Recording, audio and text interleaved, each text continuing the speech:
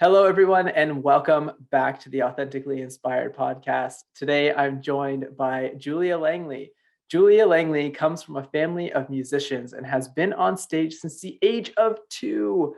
She is a featured singer for Circ du Soleil and performed with them in 16 different countries and all 50 states over a period of 17 years. One of the things she's most passionate about is helping others unleash their leadership power by discovering and learning to properly use their voice. Julia's transformative program, Singing for Success, has helped many people find individual success, improve their mental and physical health, and overcome adversity. In 2019, she was hit by a Jeep while riding her bicycle, and she's been gradually recovering from the many surgeries along with understanding her PTSD from the ordeal. She speaks out so that others can better understand the difficulties faced by those who struggle with PTSD, as well as being resilient in the most difficult of times. She believes she was given a second chance to help others find their own strength and resilience to make sure their unique talents are shared with the world. Welcome, Julia. I'm so happy to have you on the show. This has been like a long time coming, so I'm glad I finally have you here. I'm so excited. Thank you for having me today. I'm so grateful to be here. Yeah, and I'm so happy to have you here too, because like many of my other guests, I met Julia through the app Clubhouse, and I've been joining her Clubhouse rooms. We've been connecting on each other's Clubhouse rooms, and it's just always a good time. And it's always a riot when Julia comes in. You know, she's like the life of the party in the rooms, and it's awesome. And like we connect in so many different ways, and it's so great. And she's honestly helped push me out of my comfort zone in some areas, especially in her room, Singing for Success. She actually got me singing karaoke one time. And you guys don't want to hear that, but she had to listen to it. No. I'm going to speak the truth. This is authentic. This is an authentic podcast. And the authentic part of this is he did a great job. I was really pleased. You know, he preceded it with, I can't sing. And then he opened his mouth and I was like, yes, you can. You are a singer. So yeah, give yourself a little credit there. Okay. I can sing better than a 5th grader. How about that? Hey, we'll go there, you know, baby steps. I mean, I'm no Circ du Soleil singer, but you know, I can belt out kind of a tune. And kind of a funny side note, I sang Julia, Let the Bodies Hit the Floor a little bit earlier today. My driving music. Yes, her driving music as she's merging onto the highway. Go ahead, Julia. I think that you're giving people this mental image of I'm actually a really nice person. I try to be nice on the highway too, but in certain cities, you really have to get your power up before you enter the freeway. So it's a very empowering tune, if you will. Yes. Oh, yes. I can. And you leave all those bodies behind you as you're gunning it up the highway. Smoking yes, them. That's for sure. Julia, I'd love to know a little bit more about your story. Like you've been singing since the age of 2. You know, how, you know, and you said your family's very musical, like were they singers somewhere? Like how did you get involved in this? And I'd love to know a little bit more about your upbringing in music. Well, it is a family thing for sure. I can go back as far as my grandparents on both sides. My grandmother Langley had 13 brothers and sisters, and every single one of them played a musical instrument and sang, every single one of them. That was my father's side of the family. And my mother's side of the family, they actually had a quartet, a gospel quartet, and they used to sing 4-part harmony together, and they would travel around to different churches and sing. So music has just been something I've done since I was old enough to even utter a word. Music has been part of my life. And so my father sang, he passed in 2021, unfortunately, but he sang. My mother still sings. My sister, who was Miss Alabama in 2007, she sings. And of course, I've made a career out of singing as well. So it's in the genes.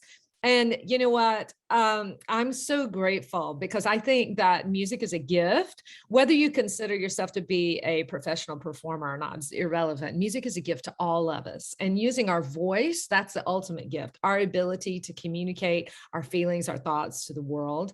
And again, so even as a speaker or as a teacher or however it is that you're using your voice, it's just a wonderful gift that we have this and the ability to express ourselves. Yeah, and I can totally agree with that. And the one thing I love about music too is that it doesn't matter what culture you're from, what language you speak. Music is a universal language. Like you can pick up a radio or put in your headphones or whatever, tune into the radio, and you can be listening to a song in a completely different language and you can still vibe with it. Absolutely. That's the most beautiful thing about music. And Julia, I'd love to know more about your experience. Like, how did you get started with Cirque du Soleil? Like, I've heard of it. It's come to my city before, but I didn't end up going to it, which is like a missed opportunity. We could have crossed paths at some point. I know, and you're Canadian too, Jacob. You're Canadian. Like it's a Canadian institution. Actually, it's a global institution nowadays. Cirque du Soleil is. It was really interesting. When I was young, I didn't know anything about circus or modern circus, contemporary circus. So I just grew my career through the years. I started singing when I was 2. I learned, I trained, I sang, I went to college on scholarships, leadership scholarships, as well as vocal scholarships. And it just grew from there. And I grew in my knowledge of not just music, but my own voice, which is what is so important. And I think a lot of people, they think they understand their voice until they really, really start working with their voice. And I mean this as a speaker or a singer. So when I talk about performances, I'm not just coming at this from a speaker. I want to make that clear. I'm really talking about anyone who performs, which is all of us. We perform every single day. We present, we perform. We have to use our voice to sell, to speak, to talk about, to set boundaries with family, to all these different things, yell at your kids. We have to do this whatever it is, we're using our voice, right? But the big thing is that I started understanding my voice, and I had the opportunity to have a family that did it. So it was nurtured at a very early age in me. So as I grew through the years with it, I, of course, I have a business degree, actually. My college degree was a business degree, not a music degree, but I was still singing. So I was working in the business world and I was singing, and I was like, this is my calling. This is what I felt like I was born to do, that God gave me this gift, and this is what I was in most alignment with in my life. And so I took a big, big chance. I was a little bit of a risk taker. There's that creative part of me. And I was in a community theater show, actually, in South Florida. And I met a girl and she was actually the lead in the show. And the show was Evita. So to be a lead in Evita was pretty amazing. She and I looked like twins, if you can imagine that. We looked spitting image, and we became really, really good friends. She actually helped me jumpstart that career. So she put me in touch with agents, told me what I needed to do. And I just put it together. And Lord, that first video I put out, I think back, I'm like, why did anyone hire me? So we all think like we're not good enough, or we don't think we have the chops, or we don't know anything. Hey, you gotta just do things sometimes. And that's what I say, get out there, do it, take a chance. Right. And that's what I did. So that jump started, and I had an agent that took a chance on me. God bless me. He took a chance on me. But what happened was I over delivered. Now I came out and people started calling, and they were like, oh, this was great. Like, who is she? And then that grew, and other agents actually started calling me, asking me if I would sign on with them. And so I'd been doing this for a while when I just came across an audition, just this random audition in Playbill, which is put out, of course, in New York, but it really covers the entire United States. And they were having an audition for this touring show, and it was Cirque. And I was like, it's really funny because I had just been to my first Cirque show like a year before that. And as I was sitting in the audience, mesmerized, I said, I want to do this. I want to do this. And sure enough, I opened the playbill audition and I was like, well, I'm going to go do it. And I won the audition. And I was like, mind blown. You want to talk about super stress though, because you know, when you look back on your life and there are those moments in your life where the road went, whoo, this was one of those roads.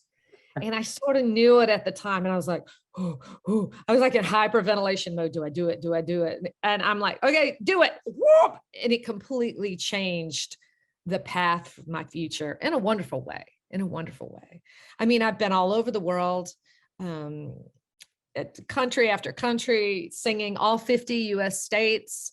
I've performed in some of the largest theatrical houses across the US. And it's just been a journey that sometimes was hard, sometimes was glamorous, but I would do it all again in a heartbeat and not take a thing back. And that's just from having the voice, discovering my voice, nurturing my voice, and then taking some chances along the way. So there it is. That's how I got going. That's how I got started with Cirque. There's my starting at age of 2, my life story for you, Jacob.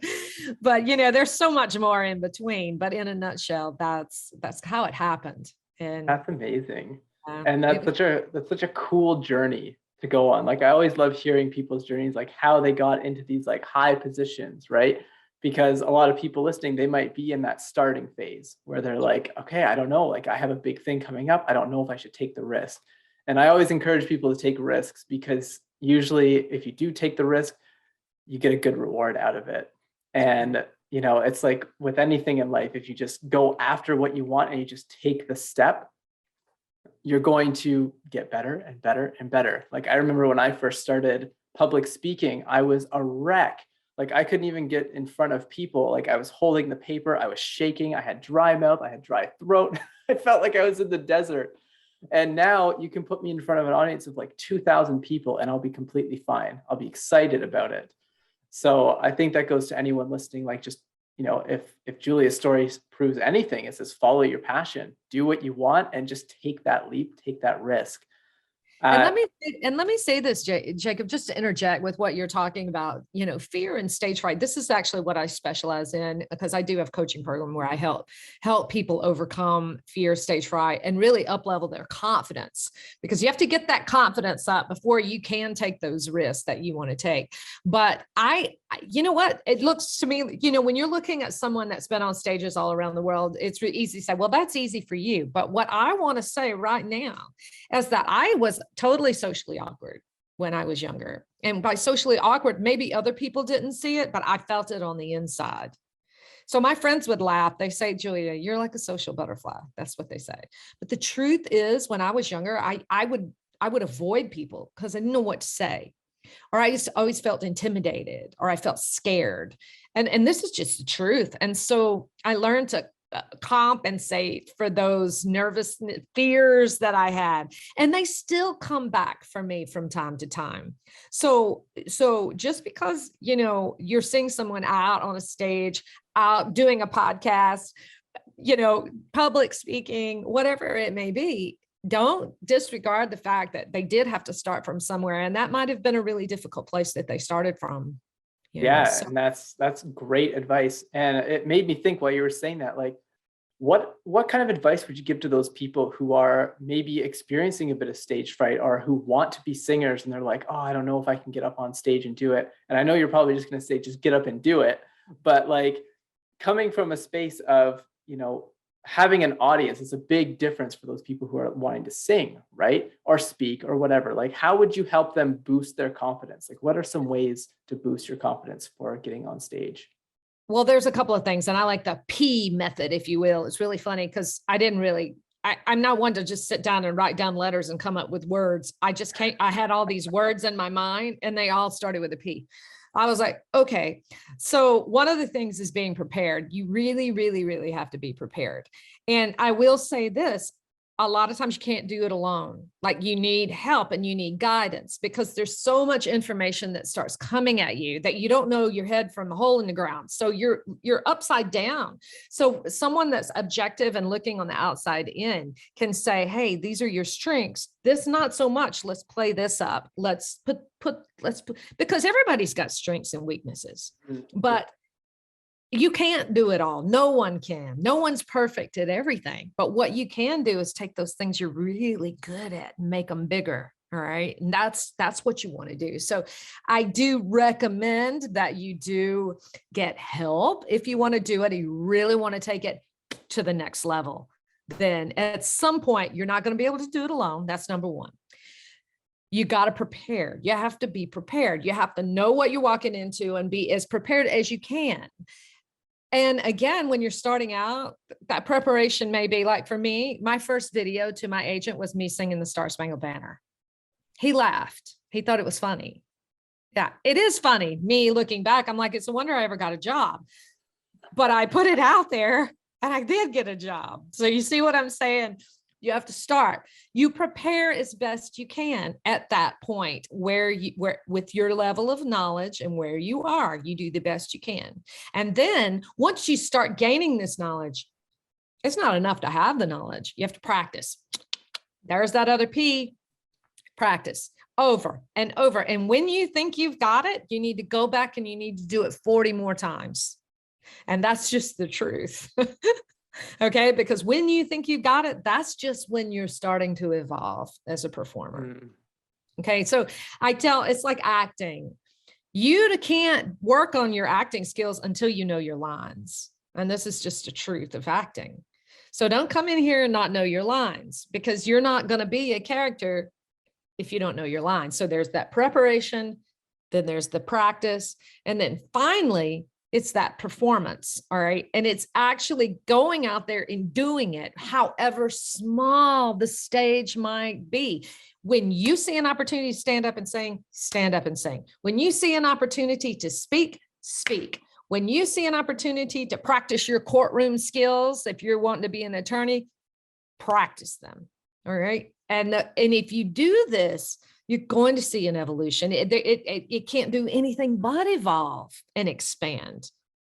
So that's my three biggest things that I want to say. And I have a thing that's here on my desk right here.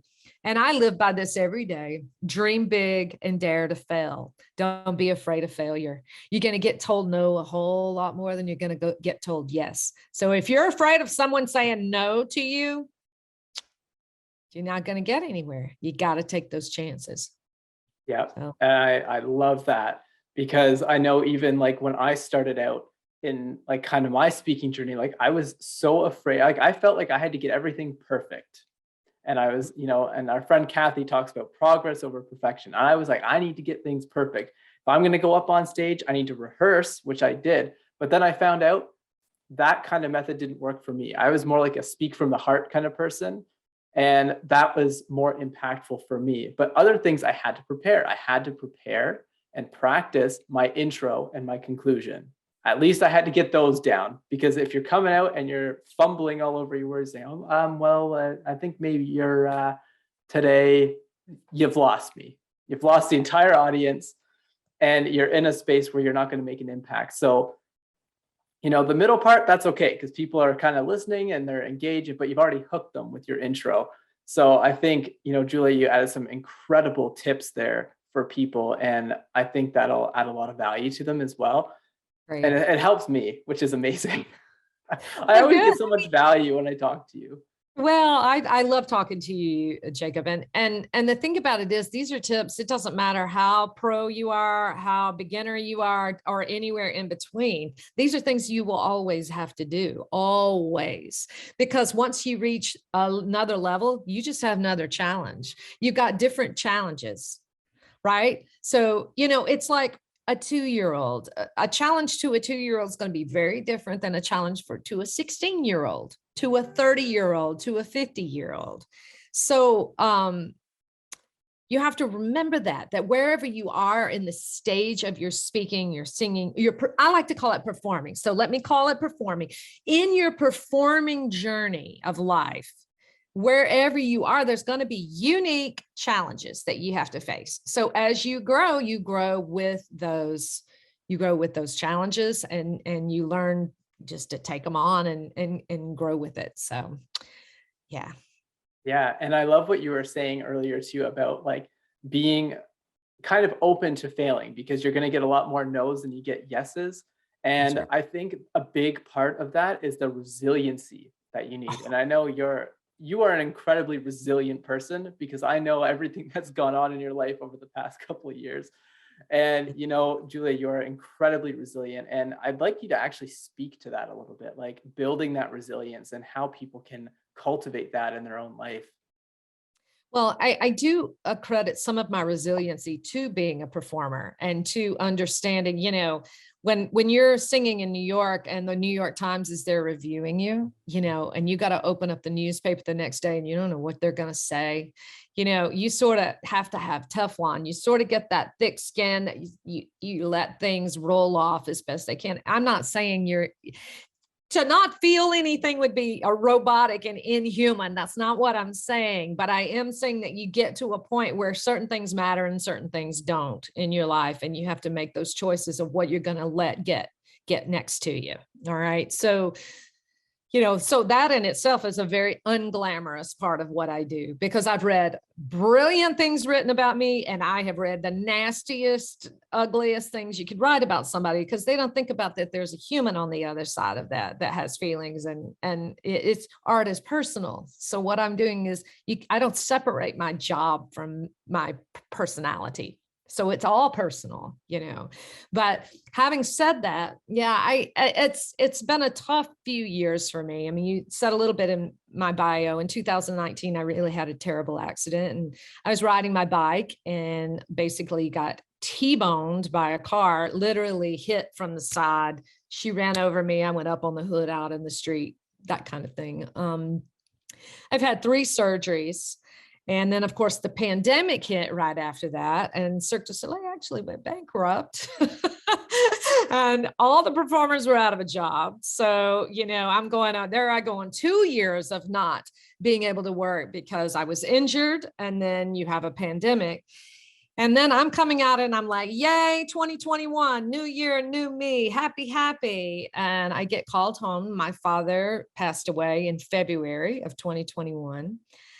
Very sudden. And then 1 month later, we had not even we had just gotten the death certificate for my dad, and my mom's house was blown away by an F3 tornado. I was in the house with my dog alone. So maybe it's me. All the tornadoes in life coming my way. I'm not going to say it was easy. There's no, it's not.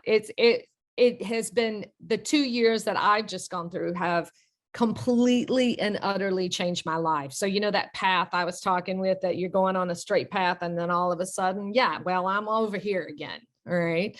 But that's how I view life. I think a lot of the resiliency starts with your brain. It starts in your head. Like, how are you going to view it first and foremost? How are you going to view it when someone tells you no, or someone rejects you, or someone insults you or puts you down? Are you going to play the victim?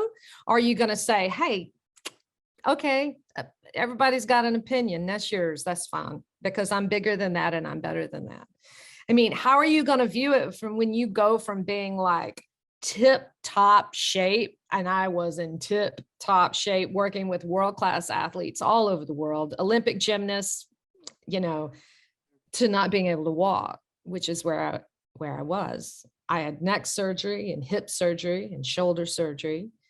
And, and then I'm thrown this curveball where my dad passes, which he was a rock in my family.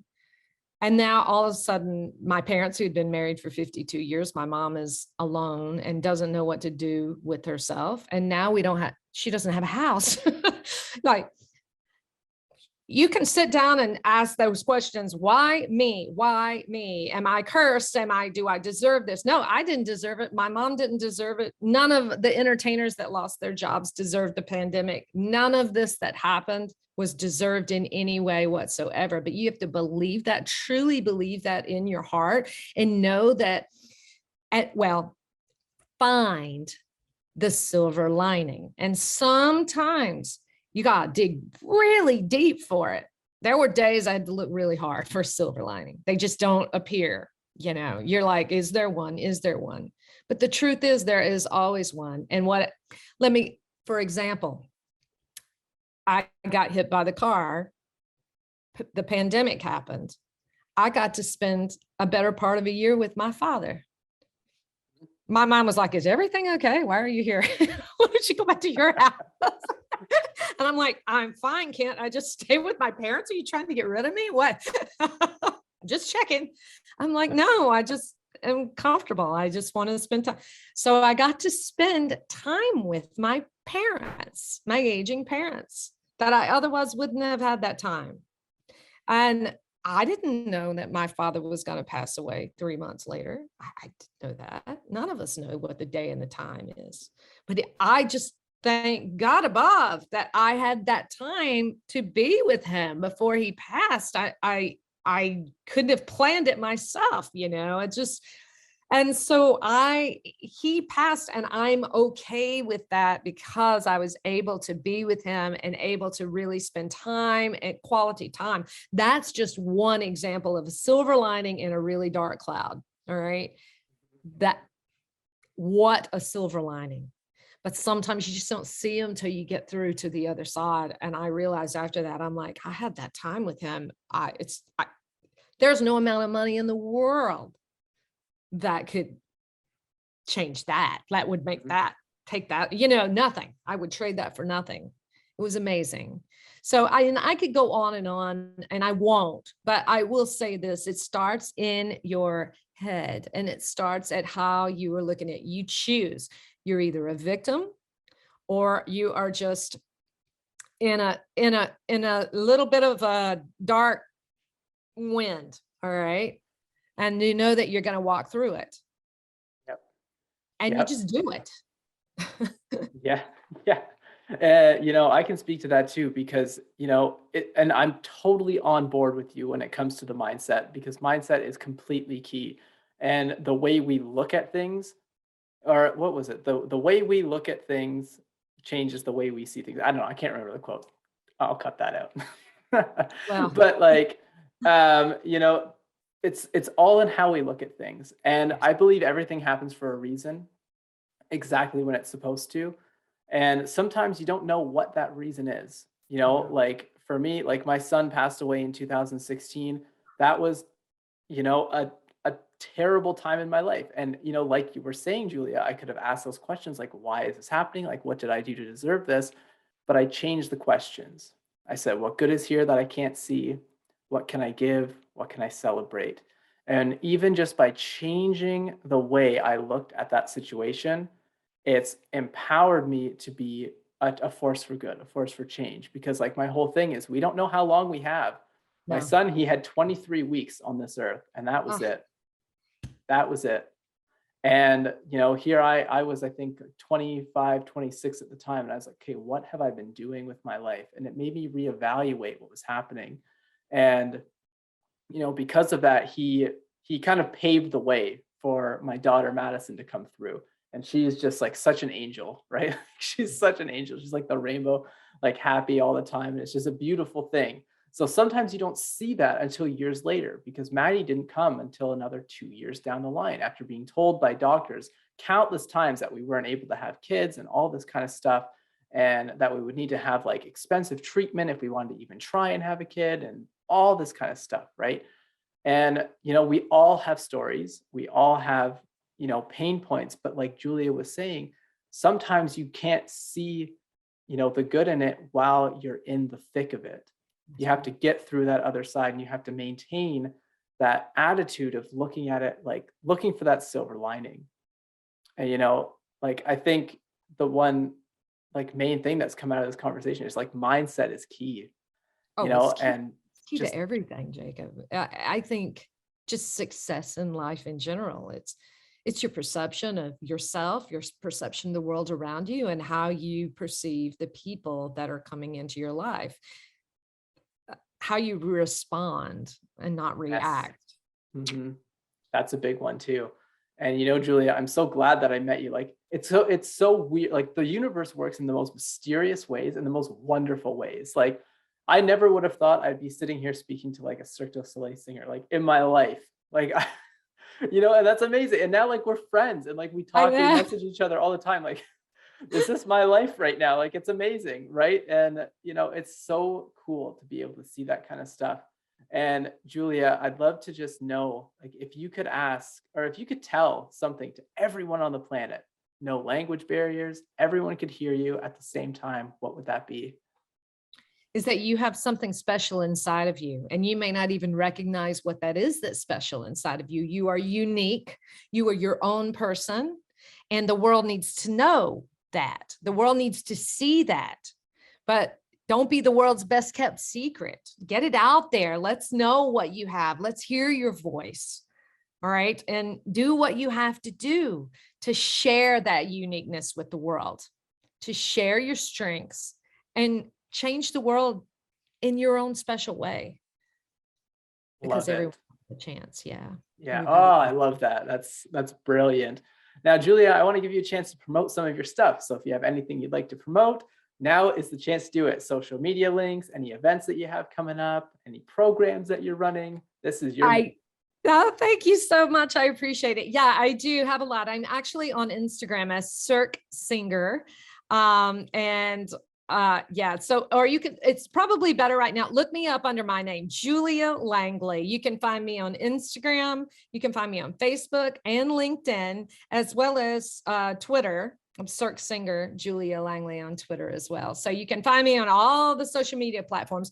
One of the ones I'm most active on, where I met you, is actually this Clubhouse. Clubhouse is tremendous because it really brings the world together very easily, and it has so many interesting topics on there. I love to jump in a room, but I'm doing a room every Tuesday night, which today's Tuesday. So 7 o'clock Eastern Standard Time on Tuesday nights, I do a room, and it's all about powerful voices performing at your peak, whether that be as a speaker, a singer, a teacher.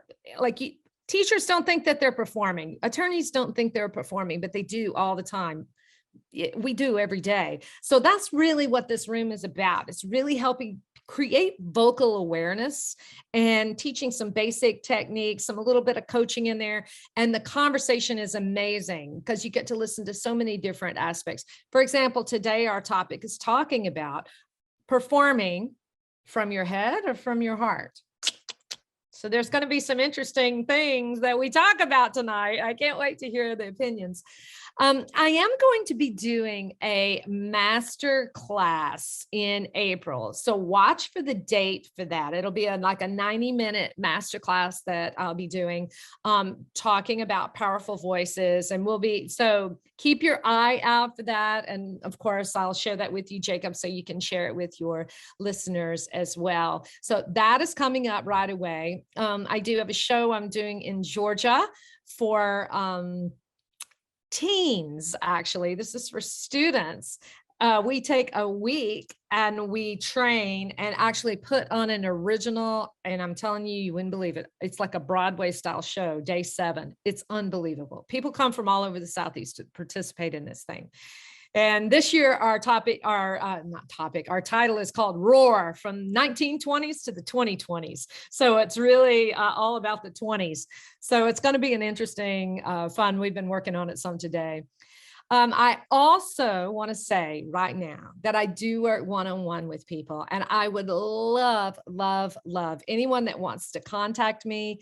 Feel free. We can get on a call and just talk about uniqueness, talk about what you want to do, what your dreams are, and how you might be able to achieve them, and in ways that I might be able to help you. I do take one-on-one clients, and I love watching the transformation. And Listen, I've seen some unbelievable. I love very quickly will share. I had one client I worked with.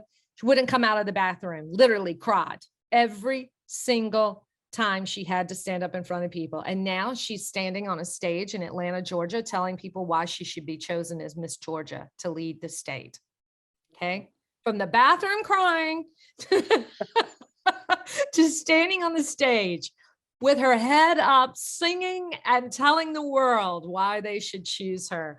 I mean, if that's not transformation, I don't know what is.